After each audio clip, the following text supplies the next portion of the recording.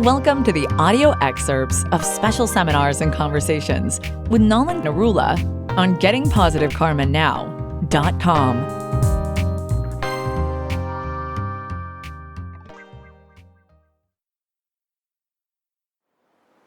Yes, who was going to say something? Please go ahead. So traditionally, I've seen people worship Lord Ganesh and Goddess Lakshmi on Diwali for opulence. In the light of our devotion to Lord Krishna, what is the significance of Diwali and how should we be looking at it? What should we be connecting with? Well, Lord Ganesh has a boon that before any Vedic functions or sacrifices or yagyas, he will be invoked before Vishnu. So as healers, what you can do is to send healing to the whole process that you are doing. And you're honoring Lord Ganesh and Lakshmi Devi, who is a form of his mother. That's fine. It's like you may be honoring the Prime Minister, or you may be honoring some lesser functionary who is very important. It's okay, but we are not worshipping them. Technically, it may be classified you are doing some archana, but you need not do it if you don't want to. But if you feel that you want to do that, you can do that also. It's not required. You can channel healing to them, offer them your respects on a special day. And basically the day is for Lord Ram's celebratory return to Ayodhya. So Lord Ganesh and Lakshmi ji don't have that kind of a role. The whole thing becomes about Lord Ganesh and Lakshmi ji and not about Lord Ram. So as a healer, you may choose to take the decision not to do that. That is entirely up to you. The thing is that the Lakshmi energies are going wherever Lord Ram is. So this is one way to access the Lakshmi or Sita Ram energies. Okay? But if you are going to honor Lord Ganesh and Lakshmi Devi and not do, where is Lord Ram in this whole picture, tell me? Nowhere. So that's not required. So those are, go back to the earlier chapters of the Bhagavad Gita up to chapter 6 or 7, whatever we had discussed last time, that people will approach the demigods for quick results. But tell me, on Dussehra, Ravan was burnt, Lord Ram killed Ravan, so that was Lord Ram's day. There also it becomes more about Ravan burning than anything else. Right? So, on Diwali day, I don't see anybody mentioning anything about Lord Ram. You may chant a few bhajans, you may do some kirtan, but who are you actually doing worship to? You are worshipping Lakshmi ji and Ganesh. Now, it is Lakshmi Narayan, not Lakshmi Ganesh. Lakshmi ji is actually Durga Devi is the mother of Lord Ganesh. Lord Ganesh is in charge of the ganas, of all the living entities, types of living entities, the tribes. He is in charge of all the tribes of living entities. Gana means tribes, all kinds of people.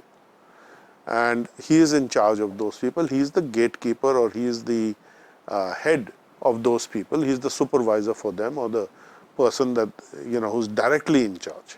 Let me put it this way. Lord Ganesh is directly in charge of the ganas.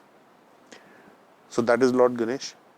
We can, by a stretch of association, say that Lakshmi ji is his mother. Actually, it is Durga Devi who is his mother, not Lakshmi ji. Lakshmi ji is different. Lakshmi ji goes with Lord Narayan or with Lord Ram. Lakshmi Narayan. Lakshmi in the form, Sita ji in the form of Lakshmi, the bestower of opulences and benefits. So you are worshipping Lakshmi ji and Ganesh. These two as a couple, they are not a couple. At best, they are mother and son. So it is a little offensive in a way. And then there's no mention of Lord Ram. That is offensive. So if you are worshipping Lakshmi ji, today is Lakshmi's energy day, let me appropriate Lakshmi ji so I get lots of money. Let me appropriate Lord Ganesh, bless me that I get lots of money, open the gateways to my root chakra so that my destiny allows me to get a lot of money. What is this? Where has this practice come from? It is not a Vedic practice. Technically speaking, this is not a practice that is enshrined anywhere in the Vedic system anywhere. हम लक्ष्मी जी की पूजा कर रहे हैं. लक्ष्मी जी की पूजा is for money only. Money, wealth, name, fame, all the 6 opulences. But then don't forget the 6th and most powerful opulence is renunciation. So money can go away anytime. Lakshmi is chanchal. She only stays with Narayan, with the divine. So if you are approaching the divine through the medium of Lakshmi ji, it is good. Sitaram, Radha Krishna, correct? So that is good. Ganesh ji is there, I do not know why. All kinds of reasons will be given as to why he is there. But there's no satisfactory reason really. Except that now you are twisting this to become a direct access to Lord Ram through Ganesh, and Lakshmi ji is also there. So Lakshmi, Narayan and Ganesh, if we chant some Vedic mantras, we have to invoke him first, and then we will get access to the divine. So this is a very convoluted way. As healers, you don't need to do any of that. Lakshmi ji energies are descending on that day. They are available.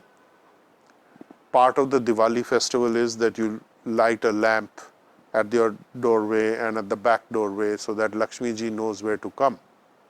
You think Lakshmi ji doesn't know where to go? She needs traffic lights? No, she doesn't. So a lot of these are manufactured. And it's some kind of nice traditional story. Lighting lamps and diyas is very nice. Go ahead, not a problem. And we light the lamps that there is illumination of light and that there is no darkness. We are celebrating the return of our hero king, who was such a inspiration and Maryada Purushottam. By his living actions, he showed how one should live a righteous and a moral life. That's why he got the name of Maryada Purushottam, the highest living entity, spiritual being.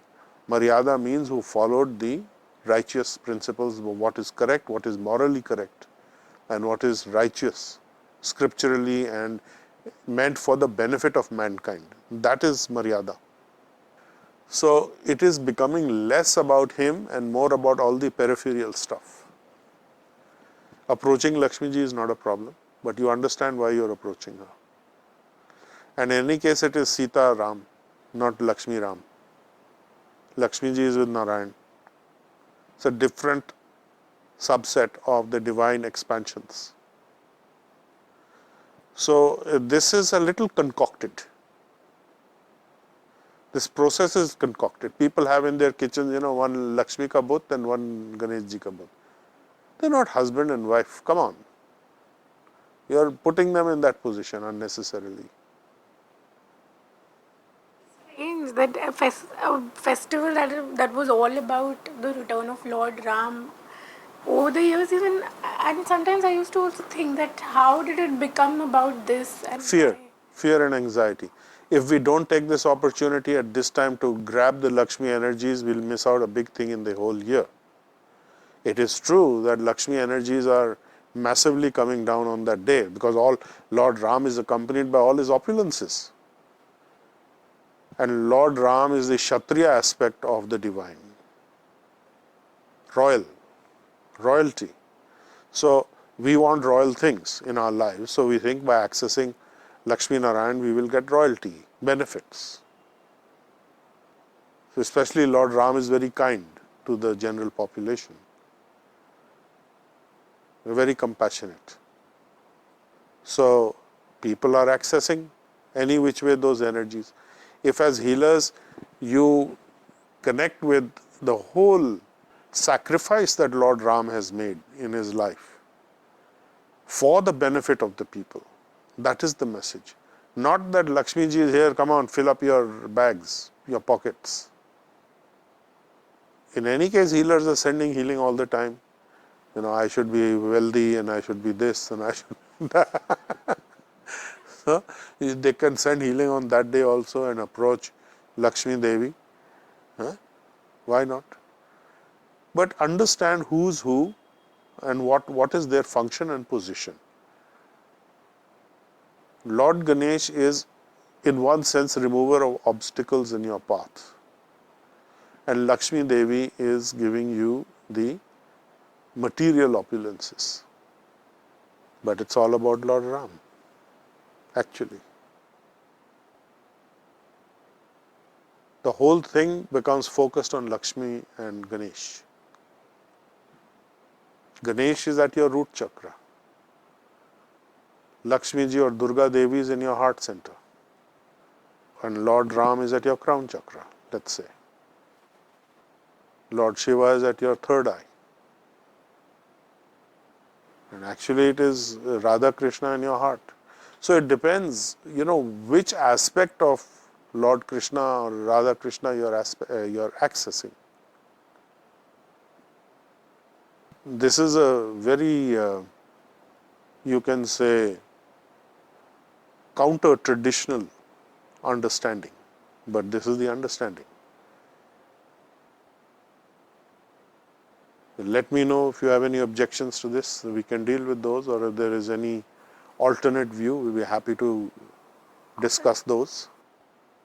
In fact, with all due respect, I was thinking that how is it that Diwali became the most important festival and I was thinking that how come Janmashtami in the how is it that people don't connect to that the same way, and this is so grand?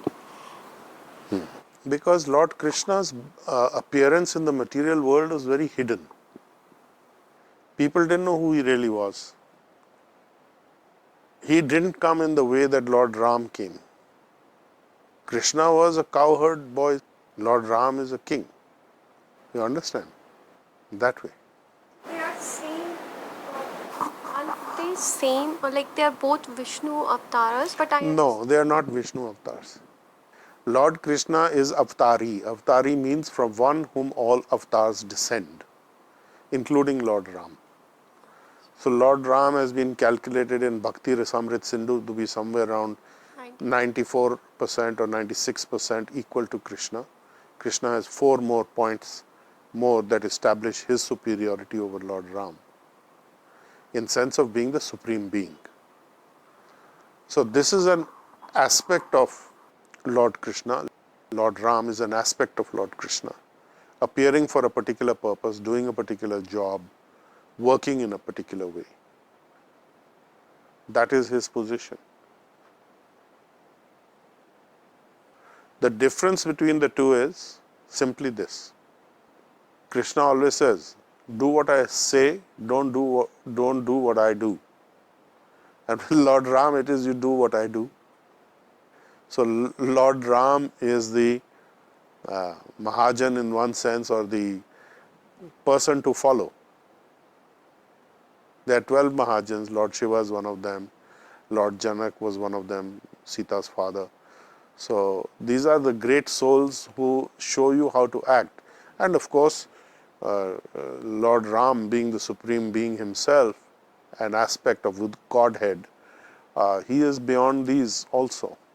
But he showed how one should behave in society. What is a good, progressive, healthy society for all? And that how the citizenry comes first, really. How duty comes first. What is the duty of a Kshatriya? What is the duty of a dutiful son? Even though it may be unfair or, illegal, something he was asked to leave through a trick, even though it killed his father. So today if that happens, we'll say, we won't follow, that was just a verbal agreement. Where's the contract? Show me the registry, the legal registry. But at that time, it was the word is bond. That is the legal contract. So there is a strength missing today than what was there earlier, keeping all that in mind. So if you go through his life story, it may appear strange that he went through all that or he voluntarily did it. But his word is his bond. If he has said something, he will do it. So that is very important for a Kshatriya or for a Brahmin even. More for a Kshatriya because they are more dramatic vachans they give, promises and vows. Ye kar denge. Aaj to these people keep promising anything and they never execute any of them. All these so-called politicians who are technically in the Kshatriya class. But we have a prime minister who is very different. He is actually somewhere in that old style region of not saying until he says, then it is going to happen to some degree anyway. People can write off a lot as political statements, but still, yes. If somebody has a question. These times, how does one apply this into practice? That what Lord Ram taught and what he showed by example. You've been listening to a discussion with Nalan Narula on www.gettingpositivekarmanow.com.